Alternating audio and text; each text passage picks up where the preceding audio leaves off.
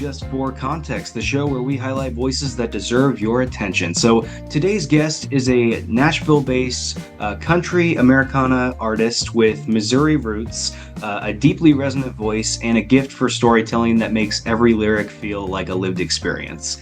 She's been making waves with singles like Fight For, Marilyn, and Olives, and she's gearing up for the release of her debut album this fall with something intriguing called The Hike, launching August 18th.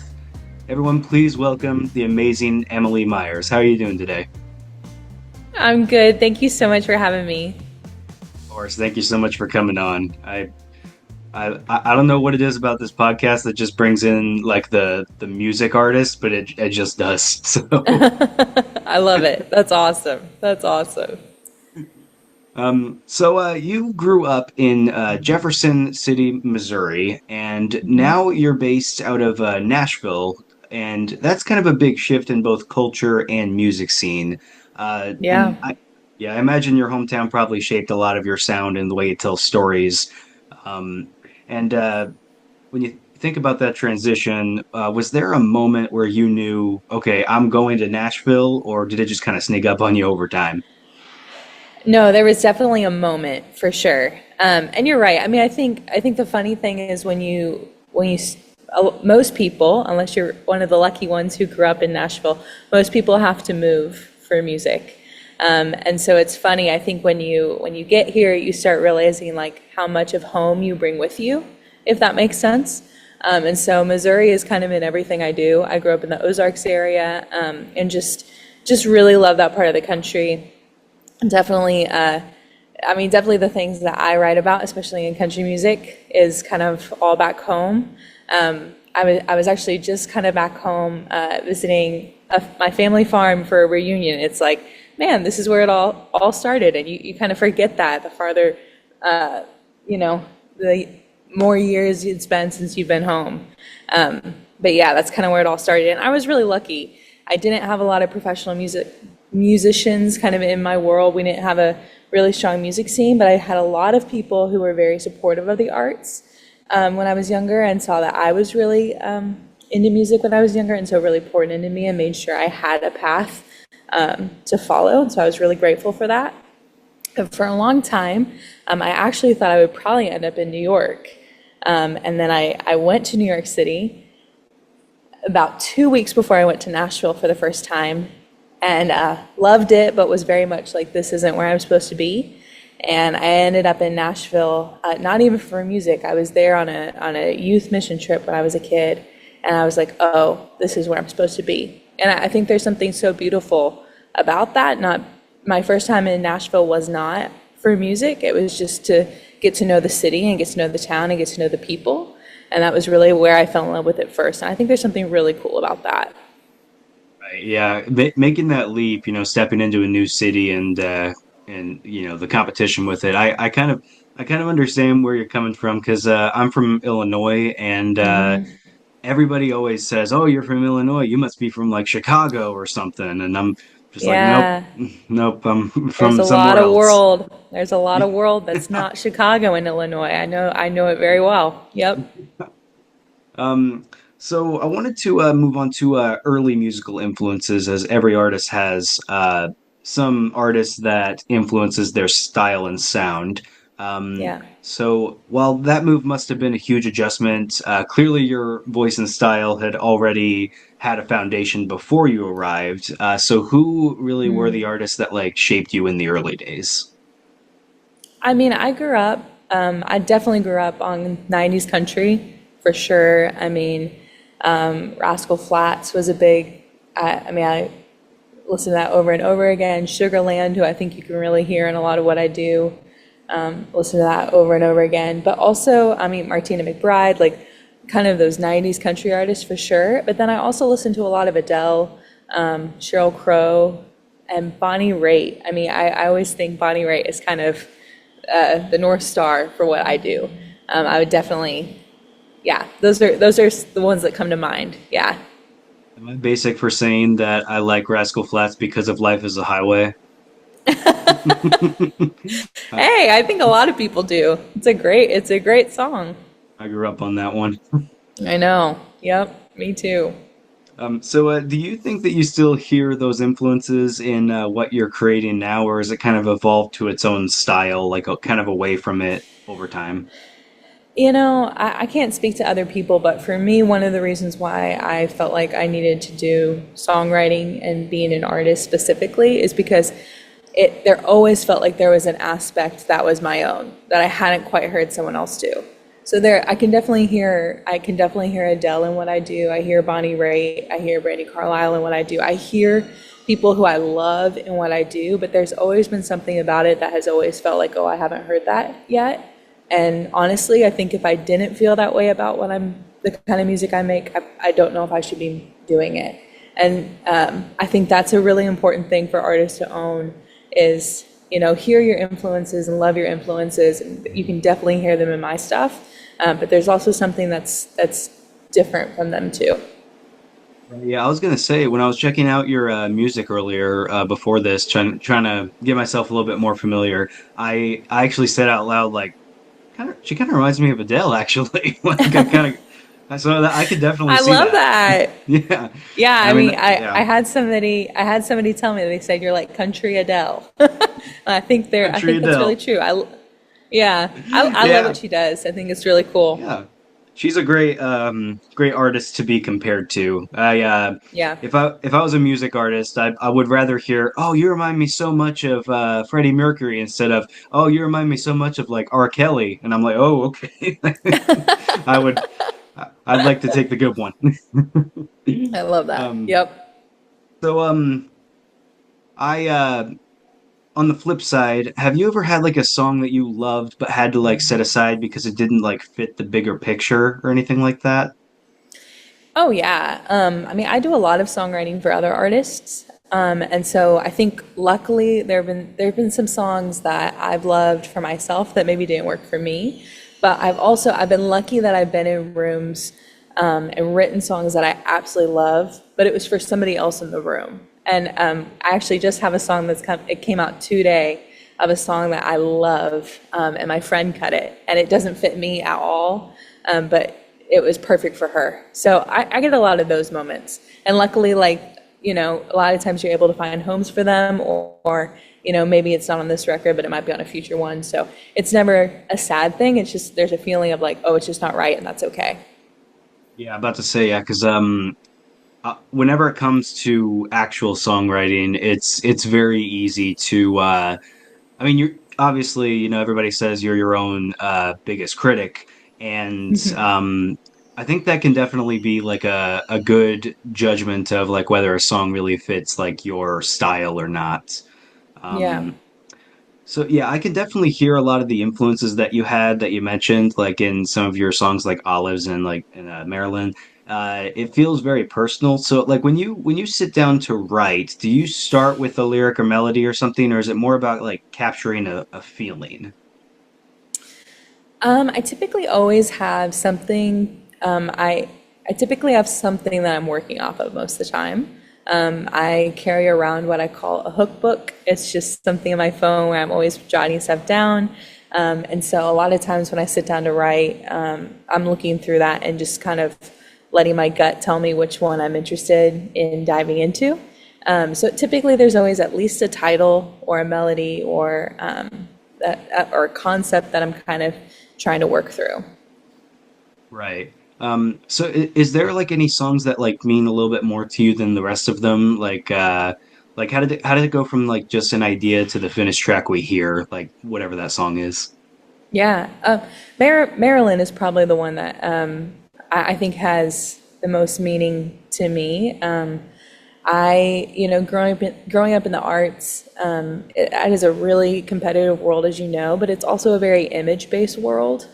And so, just having a lot of girlfriends growing up, really struggling with eating disorders and just different, never feeling like they totally looked the right way. And I had a friend of mine who was really struggling with that, and she called me, and I had had that same conversation so many times with so many different girls that I was just like, we just need a song that tells everybody like, hey, we've all been there, we've all felt that way. Even Marilyn Monroe felt that way, and I just, yeah, I think it's such an important message, and it is unfortunately still an important message, and getting more so with social media and people.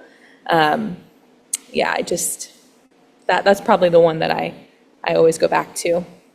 Absolutely. Yeah, I definitely like that one for sure. That was a really good one. Um, and of course, when it comes to that, writing music is one thing, but performing it live is a whole different thing. And your first big listening room performance in Nashville was a pretty big milestone. So, what do you like remember most about that night that kind of made you feel like that was where you wanted to be? The listening room, or specifically like the city of Nashville? Um, Probably the listening room because I consider that kind of one of your bigger performances. Yeah, I mean that the listening room is a milestone venue in Nashville, and so it's kind of one of those. You're just grateful to get that call. The listening room is set up like a writers' round, which in Nashville is a really common way of performing.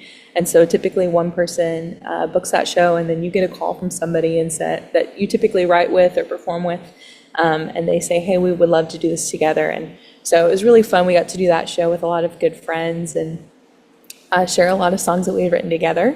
But yeah, that was definitely a pinch me moment for sure. Yeah, and is there like an impact from the audience specifically that just kind of helps you with remembering like why you do this, like any specific like moments with any fans or anything like that? I mean, at the listening room specifically, that it was funny because when we did that performance, I had just finished Maryland the week before. And so I had actually, that was the first time performing that song live, and it wasn't even finished. There was a whole verse that I added after that show, because when we did it, it was like, this just isn't quite finished yet. But that was the first time I performed it live, and I had a woman who was much older than me come up to me afterwards, and she couldn't even speak. She was just in tears, and she was, you could just see she was just like, thank you. And she finally said, thank you for Marilyn. And then she couldn't say anything more. I just kind of, I gave her a hug, and she walked out. And I, that was such a, this is what we're doing this for, and there's something special about this song specifically, and we better get it right.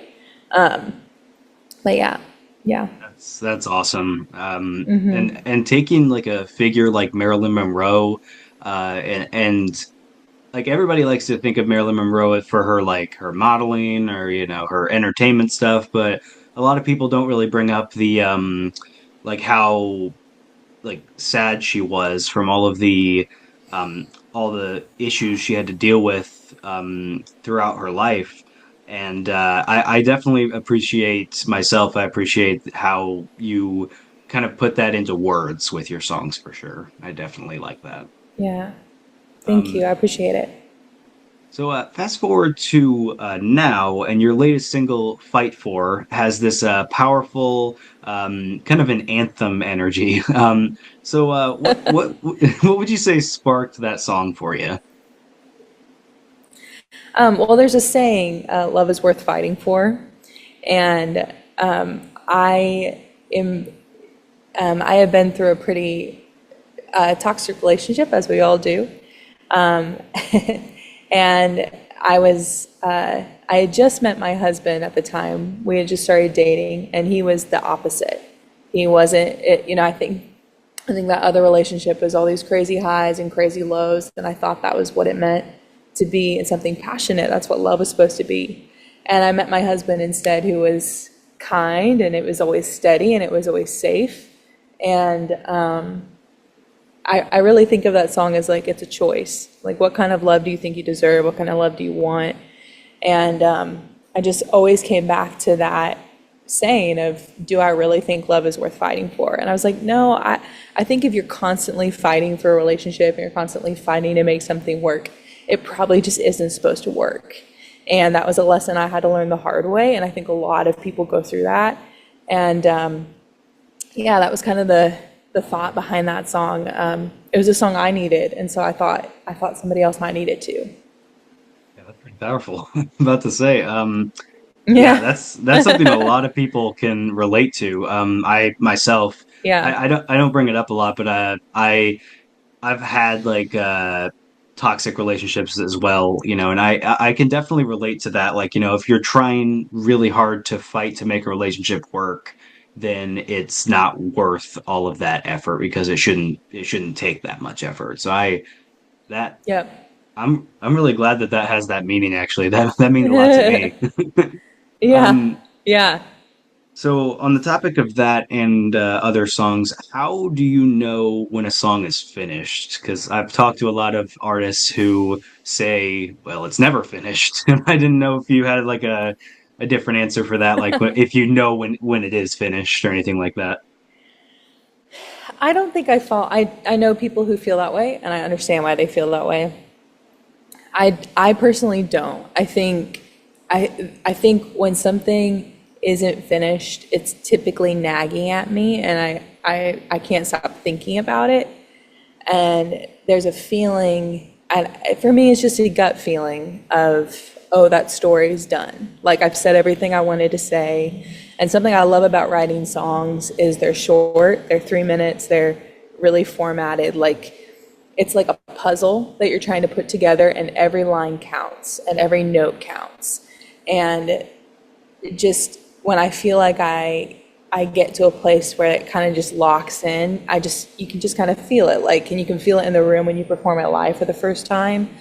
And yeah, like if I feel like I was able to say what I set out to say, the song is done, and I don't really go back to it a lot of times after that. Yeah, that's honestly, I can relate to that because I've in the past, like in high school, I used to like make songs just from my phone or whatever, and um, I definitely don't listen back to them now for sure, because they were not very good. But I do remember back then, I always kept going back to the same track, adding this, removing that, doing this, doing that, and it's just it's good to like know when to stop for sure. Yeah. That can be a never-ending thing. Um, so, as I mentioned earlier, you've been teasing this thing called The Hike, which launches August 18th. So, in Yeah. about 5 days or so from now, along with your debut album coming this fall. So, if you don't mind Yeah. me asking, what exactly is The Hike? Yeah, thank you for asking. I'm really excited about this. So the hike, it's all virtual, first off. I'm not taking people on a real hike. But starting on next Monday, it's 10 days. And everybody who signs up each day, they get a song off my debut record delivered to their email, and then we're also going live every day with me personally to talk through the song. There's like a journal entry at the end of every email that we're gonna like talk through, and I'm gonna play the songs live, bring on some people who were part of making the record. And it's just like for anybody who signs up, it's a way to just make the record come to life. I feel like, when you go and you buy a record, like from the actual store, and you get to leaf through like the artist's work and the programs and read the lyrics, like I always felt like I really got to understand the artist and what they were trying to say. And as much as I love Spotify and streaming, we lose that. And so before it came out on streaming and before it released to everybody, I really wanted to give people a chance to go deeper with me and understand where the song came from, and give people who wanted to get to know me, I wanted them to get the record first. You know what I mean? And so this was what I came up with, to let people experience the record and get to know me more. And I'm really, really excited about it. I may just like not be as big in the music world or something, but I don't think I've ever heard of somebody doing something like that. That's really cool. Um, Thank you. Thank you. I That's that. I was I was worried that you were taking us on an actual hike. I'm like, oh, great! I got to get my outdoor clothes. I know. I know. No, there's no actual hiking involved. It's all virtual. But the title track of the record is called Lost, and that's also the track of the whole album. And that track is set on a mountain. Like that's the setting of the song. And so the opening line of that song is, "I swear this mountain air can almost get me high." And so and it just kind of made sense when thinking about I wanted to do a virtual album experience with people and setting it on a hike, and that's kind of the climax of the hike. That's kind of the midpoint of the record. It just kind of, it all fit, and it was just kind of a cool concept. I was like, everybody's been on a hike, everybody kind of knows what that means. And each of these songs is a different moment on that journey. And there's a map, there's like an interactive map that people are going to get. And I'm excited. You got to sign up, Connor. It's going to be really fun. I probably will actually. That sounds really cool. I'm excited. That actually that kind of leads me into my next question of like how does this connect to like themes or stories on the album? Like is there like a specific story or you're just kind of going for more of a vibe? Yeah, so I mean, I didn't write these songs as an album. I didn't sit down and I was like, oh, I'm going to make an album and I'm going to write for 4 months like a lot of people do. I was simply writing through my life at the time, and I wrote this album in my early 20s, which is a really transitional season. I had a lot of just big transition moments. I moved to Nashville in that season. I broke up with someone I thought I was going to marry in that season. I left a really toxic church. Like there were just these big pivotal things that I went through, and I was just writing through all of it. And so when I looked back and I was like, wow, I have this collection of songs that they're really cool and they're really powerful. And they all kind of marked a moment that I felt really unsure about. And looking back, it's like, oh no, that's just when you were figuring out who you are. And so that's kind of the theme of the record. Is it's called Lost because that's how you feel in those moments, those big decision moments, is you do feel like you're totally lost and unsure of who you are. But when you look back, that's typically when you're really figuring it out, And that's kind of like the whole point of even the hike. It's like it's a real journey and it's a real like we're going through this together. That's just kind of what the record. That's just kind of how it feels. It's how life unfolded. Honestly, for one thing, props to you for like knowing to get out of those situations and actually taking like the time Yeah. and having the guts to actually get out of it. I can tell you firsthand, as well. It's not easy getting away from those toxic things, whether it's Yeah. relationships, friendships, work, whatever it is. It's not easy getting away from that. But And I think like the record, I think everybody's had moments in their life, those big transition moments, whether it's going to college or changing jobs or, a big relationship changing, like whatever that is, like everybody's been through a moment where it's like, I don't know what the next step is. I just know I got to take it. And that's like the overall theme in every song on this record is just keep moving, just keep going. You're going to get to where you're trying to be. Yeah. that's amazing. So with all this happening, you're still managing like the business side of being an indie artist, from like making the music, Yeah. booking, promoting, networking, and all that. It's bound to be a stressful life. So Yeah. how would you say you keep the balance between the creative and like the practical side of life? Oh, some days are better than others. I don't sleep a lot, if Get I'm that. honest. I, that's why I really think like if you're going to do it, you really have to believe you're supposed to be doing it. It just has to be something, like I said, like you have those songs that are nagging at you. I never sat down to be a songwriter. I never sat down saying I wanted to sing. It was just like, it was the thing keeping me up at night. I couldn't really do anything else. And I tried to do other things and it just kept coming back and kept nagging at me. So now it's kind of like, well, this is what I'm going to do. And I'm going to this is what my life's purpose is. This is what I'm supposed to do in my life. And so it's just, you set up your life around it and you just kind of make it happen, And luckily, like my husband and I met doing this, and so he's on the same page with me, and so our life is, it's just built around creativity and it's built around the music, and it's chaotic and it's crazy, but it's really really fun. Is your husband like is he like actually like involved in the music specifically, or is he just kind of like a like somebody for you to lean on whenever you get tired, you know? Yeah, no, him and I are, I mean, he's like my main collaborator in a lot of things. So like he co-produced the album with, it was me, him and another guy that he co-produced it with. He wrote a lot of songs on the record. He's my band leader. So we do a lot of it together, which is really fun. Awesome. Yeah. My Yeah. my favorite band of all time. They're a little band called I Love You I Know, and they're a husband and wife that like do records together, and it's one of my Yeah, favorites. So I love whenever people are able to bring in like their personal life into their music and stuff like that. I really think that's great. yeah. Um, so every single artist, I would say, if I'm being general, has had burnout at some point. So what would you say helps keep you from like burning out? Yeah, that's a man, you've got some great questions. That is a very real thing, especially when you're doing it all yourself. Again, I think when you're meant to do something that you do get burned out. It's not that you don't, but it's just like you wake up the next day and you're like, I burned out yesterday. It's a new day. And and when you're just kind of locked in on your purpose and what you're supposed to do, and like I said, you can't run away from it if it's something you're supposed to do. And I think that's just kind of how it feels. You just wake up and it's like you got a clean slate and you just do it again. And so I think that's a big mentality thing.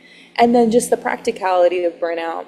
And this has taken me a while to figure out, but when I'm really tired, I just gotta rest. It doesn't matter what the to-do list is. It doesn't matter what's happening. And a lot of people handle that differently, but for me, I can go pretty far, but when I start feeling that burnout, I just have to take a day off and I have to let that be.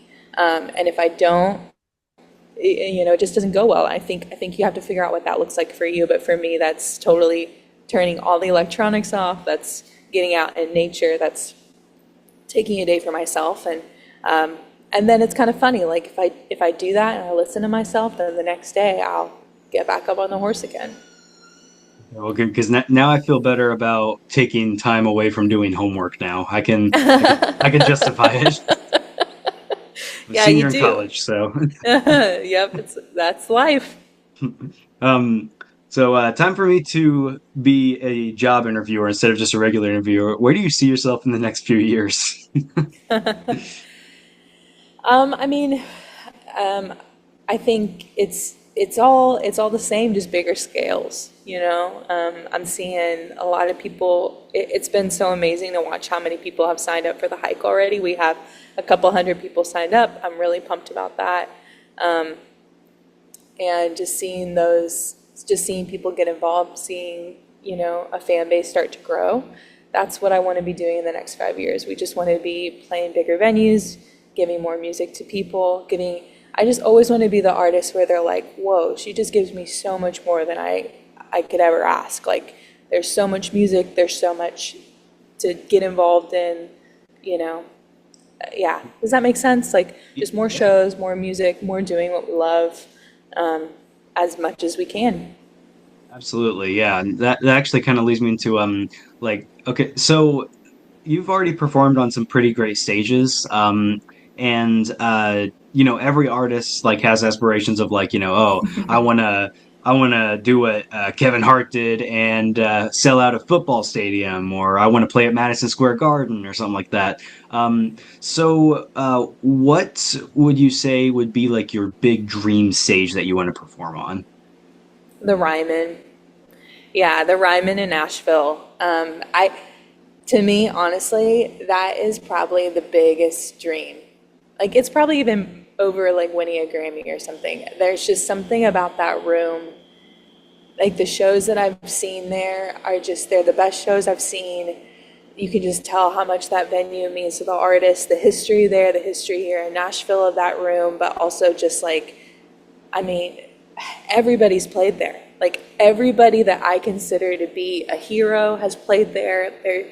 They call it the Mother Church because it feels sacred. And you can feel that in the room. So, like, yeah, the Ryman is the dream. And yeah, I hope that happens. That would be really amazing. Well, if you get that, let me know because my favorite comedian, Bill Burr, he did a stand-up special there, so I would be very excited. Be like, you performed there with like where he Yeah. performed. um, Yeah, it's a great so, place. Final question: what do you want people to take away from your music after listening to it? I really want people to feel like they are empowered to live whatever life they choose for themselves. That is like the mission of the music. You know, where I'm from rural Missouri, and I love where I'm from. I take that in everything I do. But I really had to choose to move to Nashville. I really had to choose to be a musician. I didn't have musicians in my life. I had to choose the kind of partner I wanted to marry. I had to choose the kind of lifestyle I wanted, because those opportunities weren't necessarily where I was from, if that makes sense. And I think a lot of times in life, people get stuck doing stuff that they didn't necessarily want for their life. They just got stuck doing that, whether it was a job or a person or a place. And I just really want people to feel empowered to say you can have whatever life you want if you just chase it. Because that was what I needed as a young dreamer growing up there. So that's kind of what I hope people get out of it. Awesome. Yes, absolutely. Well, thank you so much, Emily, for coming on here and telling your story. I appreciate it very much. And for anyone listening who wants to keep up with your journey or maybe join you on the hike, I know that they can follow you on Instagram at Emily Myers Music. So that'd Yep. be EMILYMYERSMUCI or MUSIC. I can't read apparently. No, you're great. Yep. Um, yeah, Yeah. everybody get your hiking boots out and get ready for that hike because that's going to be a good one. I'm excited for it myself, actually. I'm pumped. Thank you. But yeah, thank you so much. And real quick, where can people find you online? Yeah, I mean, you said it. I'm on every platform you can think of under Emily Myers Music, EmilyMyersMusic.com, the whole thing. Yeah, send me a message if you hear this and you want to say hi. I'd love to get to know people. She has her own website, so she is legit. So, um, once again, thank you so much for coming on. You've been an amazing guest, and I am really looking forward to seeing where you go with your music. Truly, I'm excited to see where it goes. Thank you, Connor. Thanks for having me. This has been really fun. Absolutely. All right, so thank you everyone for checking out another podcast. Another one's probably going to be coming soon, or not, maybe not. We'll see. But until next time, take it easy and streamer music. All right, I'll see you guys later. Bye.